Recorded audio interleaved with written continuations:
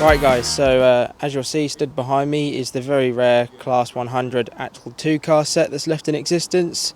And what you're about to see now is a nice in-depth look on the inside and outside of this vehicle, given by Adam, the chairman of the Llangollen Railcars Ltd.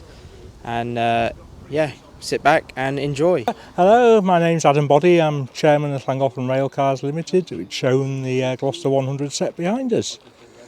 As you can see, it's under restoration at the moment, so we'll take you for a little tour of it when you're ready. Yeah, so basically it's a 2-car Gloucester 100 set. It's the only full complete set left with a power trailer combination. There is another trailer in preservation, but it needs a lot more work than this one. This one's been under restoration now for approximately 15 years.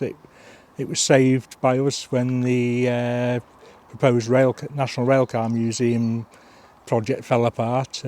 We've had to do a full asbestos strip on it, so that pretty much took everything that was originally inside out, and we've had to rebuild an awful lot of the bodywork because corrosion issues. So we started off by initially bringing it to Butley and storing it. It was stored here for over 10 years. And then what we did was we commenced with the bodywork, which pretty much is reskinned everything up to the window level. And a lot of the new framework, the cabs are virtually new either end because they just virtually disintegrated. So yeah, we've been primarily working on the interior of the trailer, restoring that. We've used various new materials, some of it bespoke, some of it matched as closely as we can to the originals. So we've started new floors, working our way through the saloons at the moment. The first class and the centre saloon are pretty much finished now, apart from floor seating, but all the wall panels are back in. And then we've got to finish the back end. We're working on a plan for the toilets at the moment. Unfortunately, the original toilet tank was badly damaged in a vandal attack that took place here a few years ago, so there's some debate whether we can reuse it or whether we're going to have a bespoke tank made to sit next to it.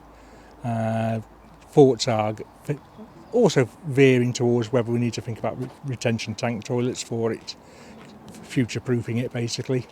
We've taken a few site trips out to various sites and picked up on ideas, and going forward with that with the trailer towards the end of the year, we're going to have a contract overhaul on the bogies and vac cylinders, and hopefully most of the running gear. The main train wiring will be finished at that point.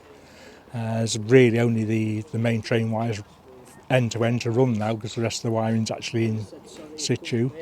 So hopefully we're looking for a return for service for the trailer approximately 2 years. It'll probably go over to Llangollen before it goes back into traffic. And we'll take the power car back over at the same time and hopefully commence work on the power car at that point. Would you like to talk through the power car and the underneath? Yeah, certainly. Yeah, so as you can see, usual thing, heaters, all got standard Smiths heaters luckily. So they'll come off, overhaul those, they're fairly simple luckily. Vacuum cylinders, and I say the bogies on this, and then the rest of the brake rigging. Finish off the wiring, put the battery boxes back on. They've been done, remanufactured here, so they're ready to go back on at some point. So we'll carry on, and we say we come back to the back end, and obviously we've got the corridor connections to go back on. That's all the parts for that are actually at Llangollen at the moment, waiting to come over. A bit of a kit of parts, so hopefully they'll go back on this year as well, and that'll finish that back end. But moving on to the power car, is pretty much untouched apart from the bodywork and the fact it's had a repaint. So yeah, all the internal work's got to be done on it. It's pretty much used for storage at the moment, as you can possibly see from the windows with all the seats piled up inside it. So yeah, so bogie overhauls, battery boxes, all the usual things, heaters. A little bit more unusual in the fact it's got AEC engines rather than Leyland 680s on it. They're an unknown quantity. We know one of them's got a crap block, but we have got a spare block back at Llangollen for it. So it's a case of we're going to have to make one good engine out of various bits. We haven't run them in preservation. They have run in preservation over at the West Somerset and Swanage when it was over there, prior to it going to East Anglia for the National Railcar Museum project that fell apart, as we said earlier. So yeah, we've got to carry on. So we might hopefully commence work with this once it's back at Llangollen rather than keep it over at Butterley, where we are currently. As I say, electrically, absolutely nothing's been touched. It's all pretty decayed and rotten, as you can imagine, with age. So yeah, hopefully, I'd like to think maybe 10-15 years for the power car. We might see it back in service, but it depends on funding and manpower. And obviously all the other work that crops up while you're running a fleet of DMUs. But yeah, so there we are. It's pretty much our Gloucester 100. Excellent, thank you very much for that. You're welcome. So we're now in the cab of the Gloucester trailer. As you can see, it's under restoration. It's pretty much been stripped to a bare shell. We're working our way back through it, fitting various components. We've got various bits of electrical wiring still to complete. Back brake gauge is still missing and stuff. And we've still got brand new wall panels we've had manufactured for the cab. It's aluminium that's been powder coated, so hopefully they should come out really nicely. So yeah, unlike a lot of units, it hasn't got full mica on the main cab. It's mostly printed, sort of all made out of aluminium. So yeah, obviously we put new ply floors in as well, all the way through the unit. And moving through to the saloon, this is the first class saloon, as you may well know, if those who know about these things. Again, these are original wall panels that have all been cleaned up rather than restored. And then what we've done is used the printed vinyls on aluminium for replacement wall panels. It's very durable and a little bit cheaper than the original Formica, and also a lot easier to work with, and as much as it doesn't split when you cut it, we've got a sample of the material we're using there. So that's printed vinyl bonded onto like an aluminium composite almost. So you've got a bit of bend in it, and of course it's waterproof as well. So the eventual aim now is to finish. This is pretty much finished internally, so we've just got to work out things like heater ducting and trying to work a pattern that matches somewhere near to the original, because the original is no longer available. And then we'll restore all the floor, seating, and hopefully get this finished and back to passenger carrying standard. And then walking through into the second class saloon again. This is at a similar sort of stage to the first class, in as much as all the wall panelling's back in, the luggage racks are back. Ceilings actually apply with a plastic coating on it rather than hardboard. Much more durable. There we go, we've got a sample. So we've got a ply, and it's a plastic coated coating which has advantages in A, it's waterproof, and B, you don't have to paint it. So it saves hours in painting. Those people who are fortunate to be able to use it. Unfortunately, not really suitable for some vehicles like Class 108s because it doesn't bend very well. Thank you.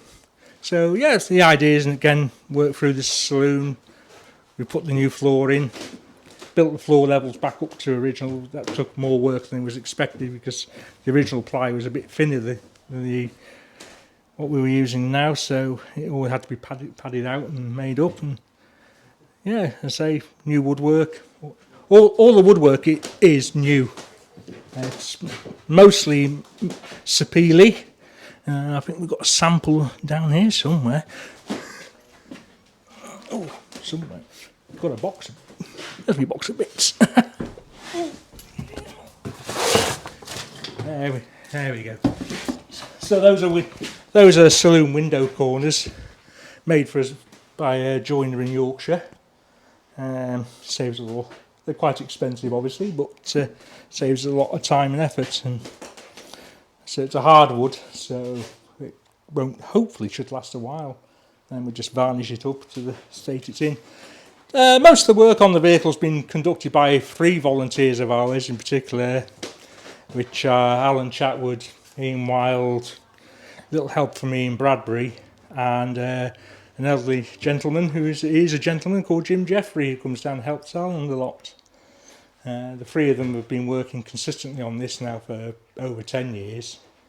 Normally come down once a fortnight or thereabouts. So yeah, as I say, for a small team they're doing exceptionally well.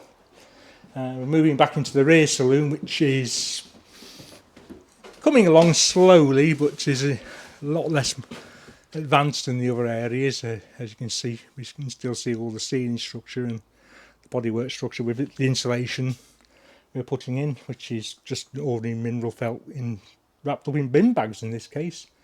And then working back towards the rear of the vehicle, we've got some more original panelling left from around the toilet cubicle. Original toilet tank, which is unfortunately badly damaged, so we don't think we're going to be able to reuse that. So we're going to have to look at putting a bespoke tank in next to it, probably in the toilet roof, and reinstall the toilet. We're looking at investigating fitment of a retention tank toilet, future-proofing the unit. So yeah, we've got a few questions to work out there yet. No doubt, a few headaches along the way, and then hopefully, as I say, 2 years. Hopefully, we'll have this vehicle back in traffic. Right, guys. So that wraps up this very in-depth look around this absolutely beautifully restored Class 100. As you'll see, it's still very much a work in progress, but it's come a long way, as you'll see from the pictures and the video that we'll attach to this, that the Llangollen boys have made. It's come a long way from how they got it, and it's an absolutely pucker unit. And we'd just like to thank Adam and the rest of the Llangollen Railcar team for showing us around this unit and making us feel welcome as always. Yeah, a big thank you to those people, because without them we can't do this. So we always appreciate their, acceptance of us. We come in and we kind of demand an all-access kind of tour. So thank you very much for their hospitality. Another thing that I'll mention is they've actually got speakers under these little roof vents. So PA system. It just gives us a little bit more flexibility because you can play music through it. It was something that Moxon pioneered on his 104s. So that was just a small little detail that we missed as we went through. But I'd like to say thank you very much for watching. Thank you to everybody that made this video possible, and we'll see you in the next exciting video.